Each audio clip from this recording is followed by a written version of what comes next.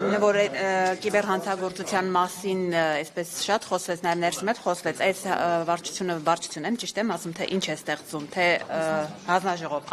հանձնաժողովը երբ որ ստեղծում է, օրես օրինակ մենք տեսանք դատախազության դիմաց քաղաքացիներ էին, որոնք տուժել էին, հենց խաբեության զոհ էին դարձել կիբերհանցագործության պատճառով։ Արդյոք այս հանձնաժողովը զբաղվելու է նաև նրանց հարցերով եւ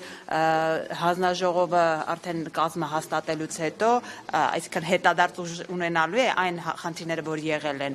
դրանց անդրադառնալու է, թե ոչ։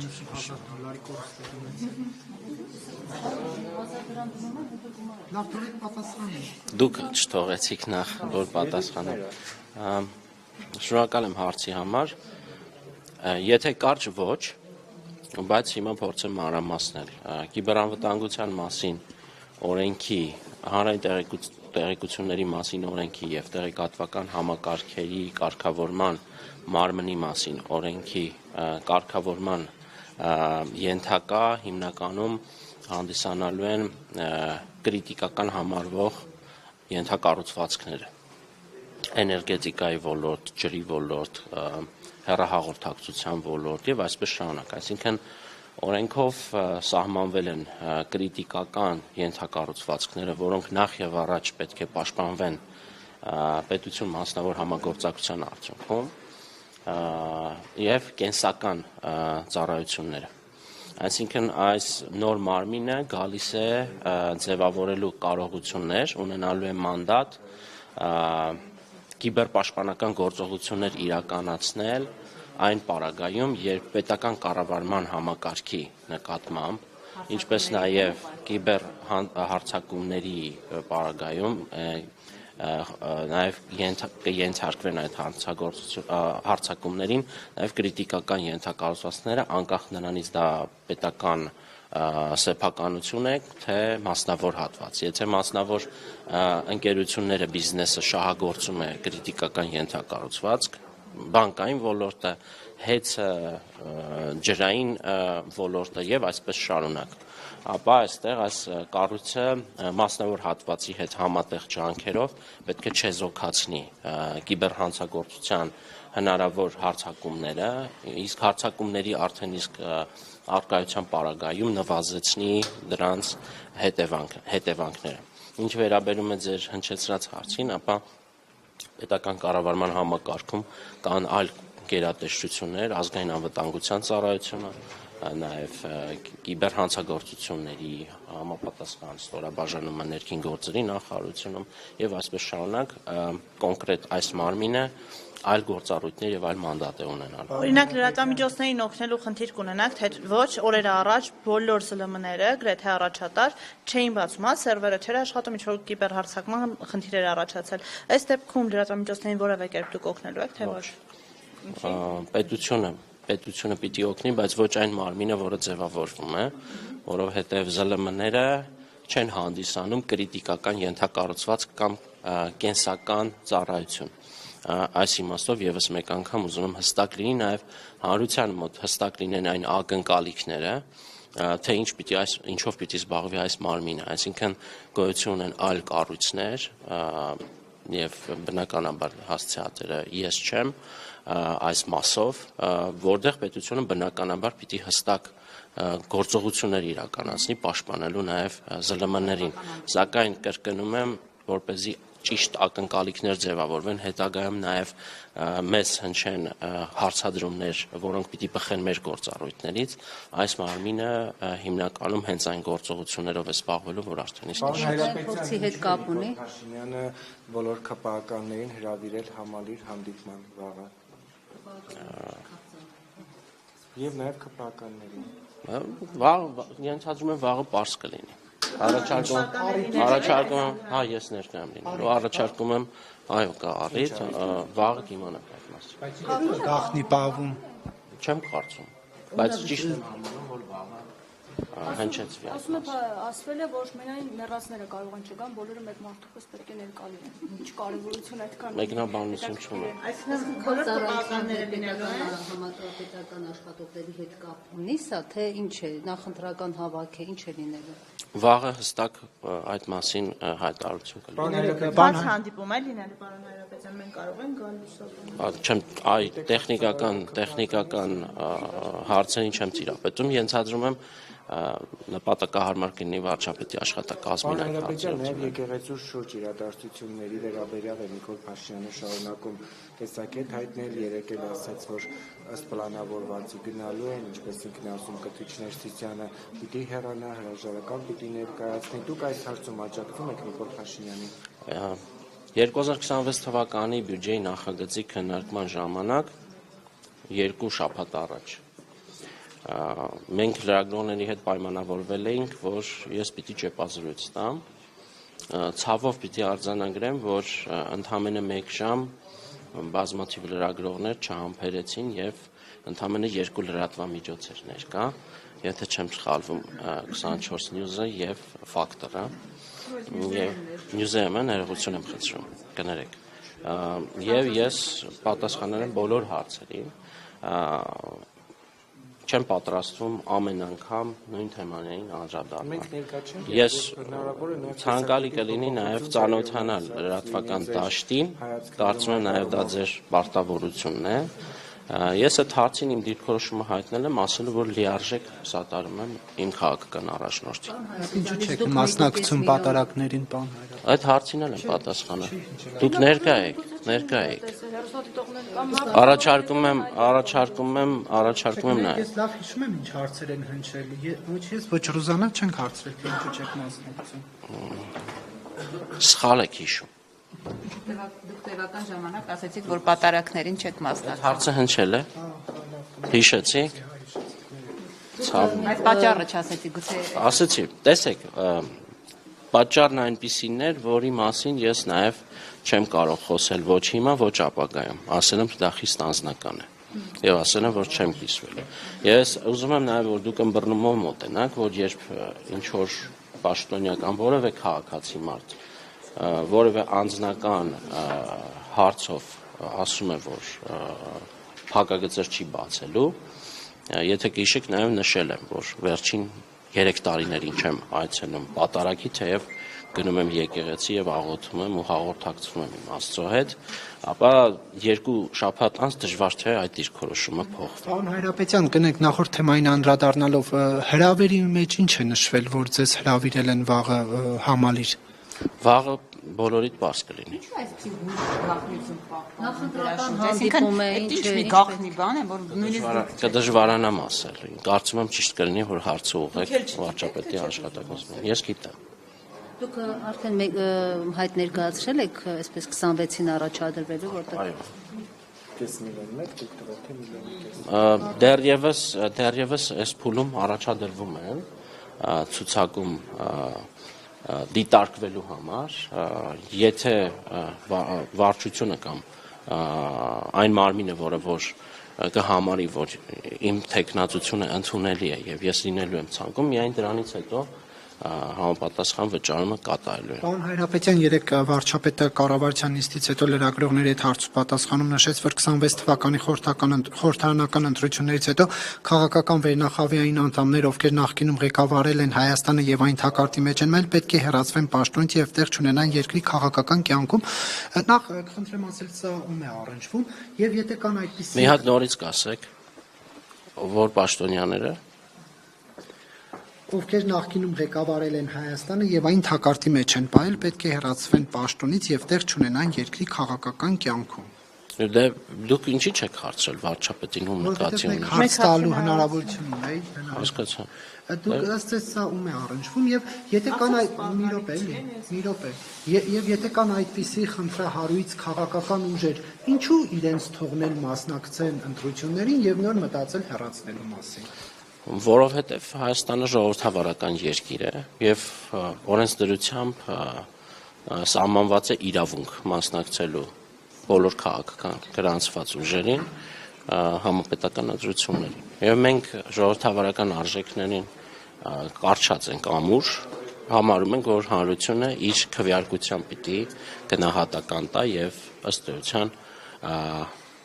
ավարտի այս կամ այն կուսակցության կամ քաղաքական ուժի դե ֆակտո գործունեությունը, ոչ դե յուրե, թե առավել հեշտ է վարկաբեկված խոցելի քաղաքական ուժերի հետ գնալ ընտրությունների, հաղթել եւ նոր մտածել քաղաքական դաշտում ապրելու մասին։ Նաև այդպես։ Դրա համար է չեք ուզում գնալ։ Դրա համար է նաև մեր ցավը, որ ընդդիմադիր դաշտում ավելի արագ չեն ընթանում առողջացման տեմպերը, որովհետև ինձ համար անձնապես գերադասելի է պարտվել այնպիսի մի առողջ քաղաքական ուժի, որի պետության կառավարման ղեկը ստանձնելուց հետո երկրի կառավարումը ել ավելի արդյունավետ կիրականացվի, քան հավերժ մրցել արդեն իսկ լճացած, հեղինակազրկված, որևէ կարողություններ, բարեփոխումներ բերելու եւ կյանքի որակը մեր երկրում բարձրացնելու ունակություն չունեցող քաղաքական ուժերի հետ։ Ստեղծում է Հետևաբար, եթե ես ամփոփեմ, եթե ես ողջունում եմ բոլոր նոր ուժերի ստեղծումը։ Ես վստահ եմ, որ նոր ուժերը մի օր փոխարինելու են քաղաքացիական պայմանագրին։ Նոր ուժերը ձեր կարծիքով առողջացման տանող ուժեր չեն։ Ձեր նշած անունները ոչ։ Պարոն նախարար, կներեք, Նիկոլ Փաշինյանը, որ նշում է պետք է հեռացվեն այն ուժերը, որոնք Հայաստանը թակարդի մեջ են գցել, դուք այդպիսի ուժերի գիտեք, կասեք։ Գիտեմ, բայց պատես չեմ համարում հիմա մանրամասն։ Պարոն Հայրապետյան, երեկ նաև Նիկոլ Փաշինյանն ասաց, որ ինքը շատ մեղքեր է գործել, դրանով պայմանավորված փորձում է յուրաքանչյուր կիրակի գնալ եկեղեցի, ծնկի գալ։ Դուք Նիկոլ Փաշինյանի ամենամեծ մեղքը ո՞րն եք համարում։ Դա էլ շատ անձնական հարց է, բացառապես ինքը պիտի, եթե ճիշտ կհամարի եւ պատեհ կհամարի խոսել այդ մասին։ Ես կարող եմ ասել, որ իմ քաղաքական թիմակիցների հետ բազմաթիվ առիթներ ունենում եմ ռեֆլեքսիա անելու եւ վերլուծելու են բոլոր սխալները, որոնք որ մենք արել ենք կամ շարունակում ենք անել։ Բայց դա բնականաբար ներքին խոսակցություն է, դա ենթակա չէ հրապարակման եւ այդ ներքին քննարկումներում կարող եմ ուրախությամբ ասել, որ բազմաթիվ իմ գործընկերներ, այդ թվում եւ ես, որովհետեւ կաշկանդվածություն չենք ունենում ինքներս մեզ ամենածանր քննադատությունները հնչեցնելու, որովհետեւ միայն դա է միակ ճանապարհը ապագայում այդ սխալներից խուսափելու, ել ավելի իմաստնանալու։ Մեկ միջանկյալ հարց Հակոբ Աստանյանի հետ շփվում եք, թե չէ։ Չէ։ Շատ են ձեր մեղքերը, որ քննարկում, գոնասեցի հասկանալու։ Անձնապես ինձ որպես մարդու, թե քաղաքական ուժի։ Եթե քաղաքական ուժի մասին խոսենք, երևի ես խուսափեմ մեղքը ձևակերպումից, մեղքը երևի ես ավելի շատ մարդու անհատական դաշտում կդիտարկեմ, սխալները ես անկեղծ ասած լավ չեմ պատկերացնում մի այնպիսի իշխանություն եւ չեմ պատկերացնում մի այնպիսի երկիր, որտեղ չլինեն այդ սխալները։ Կարևորը մեկ այլ բան է, ըստ իս, որ իշխանությունը իր մեջ պիտի ունենա բավարար չափով իմաստնություն եւ ներքին ուժ, համարձակություն առերեսվելու այդ սխալների հետ, որովհետեւ դա է բացառապես միակ ճանապարհը երբևէ չկրկնելու այդ սխալները։ Կներեք, դուք ճակատագրական սխալներ չեք գործել այս ընթացքում։ Ինչ նկատի ունեք։ Արցախի հետ կապված իրավիճակը։ Դա ճակատագրական սխալ չի իշխանության։ Կոնկրետ Արցախը այլևս հայկական չի, ադրբեջանական է։ Ով է Պրահայում ասել, որ Արցախը ադրբեջանի Հայաստանի Հանրապետությունը ճանաչել է Ադրբեջանի տարածքային ամբողջականություն։ Արցախը ներառյալ։ Հարցը տալիս։ Արցախը ներառյալ։ Իսկ ներառված չի Ադրբեջանի տարածքային ամբողջականությունը։ Ձեզ ով հարցն է։ Ներառված չի։ Արցախցիներ էին ապրում այնտեղ եւ ճանաչումից հետո Եթե մտնում եք այս դաշտ, ուրեմն ակնկալում եմ, որ նաև դուք պատասխանեք այդ հարցադրմանը։ ինչ հարցադրում, որ Արցախը Ադրբեջանի Ղարաբաղը ներառված է Ես հիշում եմ 2010 Ադրբեջանի տարածքային ամբողջականության մեջ, թե ոչ։ մեկ ելույթ, որտեղ ասում եք Այ երբ մենք խոսում ենք իմաստնանալու եւ սխալները հասկանալու, գիտակցելու մասին, այո, ես համատեքստում եմ խնդրում, որ դուք Բայց դա այդ սխալները գիտեք։ կյանքեր են արժեցել։ Նորից եմ ասում, դուք ասացիք, որ Արցախը հանձնվել է Պրահայում, ճիշտ է։ Ես չասացի, Ով ես ասաց։ ասացի, որ ճանաչվել է Պրահայում։ Խնդրում եմ դա հիմնավորեք։ Ինչ այդ Արցախը եղել է հայկական երկրորդ հանրապետություն։ Ինչպես։ Չէ, դե հիմա պնդում են անում, որ քաղաքացիական պայմանագիր կուսակցությունը հանձնել է Ղարաբաղը, ճիշտ է։ Դե եթե դուք նման պնդում եք անում, նաև պիտի փաստարկ եք տա։ Դե միջ այդ հարցը հարցեր։ Աշխարհը կառավարվում է աշխարհը եւ գլոբալ քաղաքականությունը կառավարվում է շատ կոնկրետ կանոններով։ Հայաստանը այս փուլում վերջին առնվազն 5 տարիներին առաջնորդվում է խաղի այն կանոններով, որոնք սահմանված են աշխարհի կողմից։ Եվ դա է նաև բացառապես պատճառ հանդիսացել, որ այսօր Հայաստանի շուրջ եւ Հայաստանի նկատմամբ ձևավորված է վստահության բարձր մակարդակ, որովհետեւ եթե չլիներ այդ վստահության բարձր մակարդակը, չէին լինի նաև այն բազմաթիվ դրական զարգացումները, որոնք Հայաստանի շուրջ տեղի են ունենում աշխարհի տարբեր գերտերությունների հետ հարաբերություններում։ Սա է իրողությունը։ Նիկոլ Փաշինյանը խոստացել է, որ 2050 թվականին Հայաստանը պետք է ունենա 5 միլիոն բնակչություն։ Այս արտագաղթի պայմաններում ում կամ ինչի հաշվին պետք է ապահովի այս արտագաղթի ինչ ցուցանիշներ կան, ես լավ չեմ ծիրապետում իր պաշտոնը, ասեք։ Ու հնդիկների հաշվին է ապահովելու։ Չէ, մի հատ կասեք ցուցանիշները կբերեք։ Դե տարբեր արտագաղթի մեծ, ասացիք խոսք կա, ես ուղղակի չեմ ծիրապետում վիճակագրությանը։ Ինչ 2024-25 թվականին քանի մարդ է արտագաղթել։ Ես անկեղծորեն ուզում եմ իմանալ։ Օրինակ Արցախի ներկայացուցչությունում ասում են, որ հիմնականում արցախցիները հեռանում են, նրանք էլ, հա, այստեղ ոնց որ բնակիչներ են Հայաստանի Հանրապետության ու կոնկրետ արցախցիները արտագաղթում են, քանի որ պայմաններ չկան։ Դժբախտությամբ պիտի արձանագրեմ, որ ձեր մեջ բերած մարդկանց հավատալու որևէ պատճառ չունեմ, բայց ինչ վերաբերում է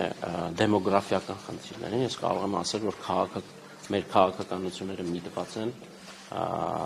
ծնելիության թվի ավելացմանը եւ դրա ցցուն օրինակներից մեկը 3 կառավարության նիստում կայացված որոշումներ, որը պետք է խրախուսի, զգալիորեն խրախուսի ծնելիությունը մեր երկրում։ Օրինակ սա մեր քայլերից մեկն է, այդպես ենք մենք պատկերացնում մեր բնակչության թվի ավելացումը։ Պարոն Հարապետյան, գալով տարածքների Բայց թեմային, մի բան էլ ասեմ, ներողություն, փոխում ուղղակի միտքս կտրվեց։ Պետք է ասեմ, որ մեկ այլ ոչ պակաս կարևորագույն գործոն է բացի բնակչության թվի ավելացումը խրախուսելուց խաղաղության պայմաններում ուրեմն գոյակցությունը եւ կառավարության կարևորագույն եւ ռազմավարական քայլերից մեկն այն է, որ հաստատակամորեն մենք գնում ենք մեր տարածաշրջան երկարատև խաղաղություն բերելու։ Մենք հավատացած ենք, որ հարատև կամ երկարատև խաղաղությունը նախ եւ առաջ համար մեկ գործոնն է լինելու մեր հայրենակիցների ոչ միայն Հայաստանում իրենց ապագան եւ երազանքներ իրականացնելու վայր դիտարկելուն, այլև ընդհակառակը նաև Հայաստանը դիտարկվելու է որպես մի երկիր, որտեղ կարելի է վերադառնալ, աշխատել եւ հարստանալ ու ապրել երկրում։ Հիշում եք 2018 թվականին էլ վերադարձել։ Ես ուղղակի խաղաղության մասին եք խոսում, արխիվում դելիմիտացիայի գործընթաց կա, Նիկոլ Փաշինյանը բազմաթիվ անգամ հայտարարում է, որ Ադրբեջանը տարածքներ ունի, որ Հայաստանի վերահսկողության ներքո են։ Ալեն Սիմոնյանը թիվ հնչեցրեց 110 քառակուսի կիլոմետր։ Դուք որպես թիմի անդամ հետաքրքրվել եք, թե ինչ տարածքների մասին է խոսքը, ինչ չափի տարածքներ կան, որ պետք է եւ հարցնում եք հետաքրքրվել եք, ասում եմ այո։ Որտեղ են այդ տարածքները, որտեղ են։ Կարծում եմ, որ ճիշտ կլինի, որ իմ այլ գործընկերներ հստակ, որովհետև մենք խոսում ենք շատ նրբազգայուն թեմայի մասին եւ ես որևէ պարագայում չեմ ցանկանա կոնկրետ թիվ հնչեցնել, այո, դա իրողություն է, մենք կառավարվում ենք այդ իրողության հետ եւ այդ հարցը պետք է լուծվի դելիմիտացիայի, դեմարկացիայի միջոցով։ Կոնկրետ քանի քառակուսի կիլոմետր տարածքի մասին եք, խնդրեմ, որ իմ այլ գործընկերների հնչեցնեք, որոնք կոչված անկլավների մասին է տավուշ։ Ինչպես այս անկլավների մասին է խոսքում վերաբերում։ Դուք հիմա ուրիշ հարց տվեցիք։ Չէ, Դուք ուրիշ հարց տվեցիք։ Դուք ասում եք թիվ չենք։ Իրանք նորից կձևակերպեք ձեր հարցը, ասացիք օկուպ ադրբեջանական ուժերի կողմից։ Որքան են կազմում, որտեղ են գտնվում։ Հա, դա ուրիշ հարց է, ես դրան եմ Ես եւ շարունակում եմ անկլավների հարցը։ Անկլավները ներառվում են, որ պետք է վերադարձվեն։ Այդ բոլոր հարցերը հասցեագրվելու են դելիմիտացիայի, այսինքն սահմանազատման, սահմանագծման աշխատանքների շրջանակում։ Այդ դեպքում Ադրբեջանը ինչու է, այս թեման անընդհատ քննարկման առարկա դարձնում օրակարգ բերում, եթե կա հանձնաժողով, պայմանավորվածություններ, թե մենք չենք տեսնում, որ ընթացք ստանա, բայց ամեն դեպքում Ադրբեջանը այս թեման բարձրացնում է եւ Արցախաշենը վերադարձնելու մասին բացարձակ չեն խոսում։ Տեսեք, Ադրբեջանը շատ բան կարող է ասել, Ադրբեջանի պաշտոնյաները շատ բան կարող են խոսել, երբեմն նաև իրենց ներքին լսարանին հասցեագրելու նպատակով ես չեմ պատրաստվում իրենց հայտարարությունները մեկնաբանել, ես ասում եմ, որն է մեր պլանը, որոնք են այն գործողությունները, որոնց մենք հետևում ենք եւ հաստատակամորեն շարժվում ենք այդ ուղղությամբ եւ մեր միջազգային գործընկերները եւս սա հստակ արձանագրել են եւ նաեւ սրանով է պայմանավորված հատկապես վերջին տարիներին Հայաստանի դրական իմիջը միջազգային հանրության հետ հարաբերություններում, այսինքն ես կարող եմ մեկնաբանել միայն մեր որոշումները, մեր քայլերը եւ մեր անելիքները։ Հաստատակամ միջևերջ կմնա այդ պնդումը, որ Արցախաշենը պետք է վերադարձնեն, եթե խոսում են անկլավների վերադարձի մասին։ Նորից եմ ասում, կան մի շարք հարցեր, որոնք իրենց պատասխանները ստանալու են հենց սահմանազատման Սահմանազատումը Սյունիքում է շարունակվելու։ Սյունիք Իմ պատասխանը թերևս նույնն է լինելու։ հանձնաժողովը պետք է պատասխանի այդ հարցը։ Այո, Պարոն Հայրապետյան, ըստ Հայաստանում քաղբանտարկյալներ կան, թե ոչ։ ոչ։ Խոսքի համար կանոնավորված մարդիկ։ Բռնության կոչերի համար, այո, կանոնավորված մարդիկ։ Մեր ձևավորները ո՞րն է։ Չեմ մեկնաբանի։ Դրա համար կան հստակ մարմիններ, դատական համակարգ, որոնք որ կտան ձեր հարցի պատասխանը։ Միգուցե դատարանը համարի, որ ոչ, եւ պետք է դրա հետ հաշվի նստել։ Բայց կարող է դատարանը համարել, որովհետեւ բազմաթիվ նյուանսներ կան, եւ ես համարում եմ, որ յուրաքանչյուր մարդ իր անելիքով պիտի զբաղվի։ Ես դատավոր չեմ, բնավ նման հավակնություններ էլ չունեմ։ Իսկ այո, կան մարդիկ, ովքեր բռնության կոչերի համար կալանավորված են, ես ակնկալում եմ, որ ըստ արժանվույն եւ օրենքի ողջխստության պատասխանատվություն։ Պարոն Հայրապետյան, կներեք։ Համար է կանոնավորված ձեր կարծիքով։ Նույնց ասացի, արդեն պատասխանեցի։ Իմ հարցը եւս այդպես է, երբ որ ասում են մեր ձևով միջամտել ենք, դուք օրինակ ինչ եք հասկանում դրա տակ։ Անկեղծ ասած, ես դրա տակ շատ կոնկրետ ենթատեքստեր եմ տեսել, բայց նորից եմ ասում, եթե դատարանը կհամարի, որ այն ենթատեքստերը, որ ես տեսել եմ, սխալ են, պետք է դրա հետ հաշվի նստել, թեև անկեղծ ասած չեմ կարծում։ Գնահատականներ ես դատավորի որոշումներին գնահատականներ երբեք չեմ տվել, չեմ էլ պատրաստվում։ Հայկական ժամանակը, որ դատական նիստի ընթացքում գրում է, որ կալանավորված է մնալու, դա նորմալ է համարում։ Դատարանի որոշումներին եւ ըստ փաստաբանների դատավորը հենց այդ Ծանոթ չեմ հայկական ժամանակ թերթի հոդվածին, կծանոթանամ, գուցե ասելիք ունենամ, այս բան ասելիք չունեմ։ Ինչ նախագիծ կար շինարարությունների կապված ծովի հետաքրքիր անցնելու այդ ֆակտի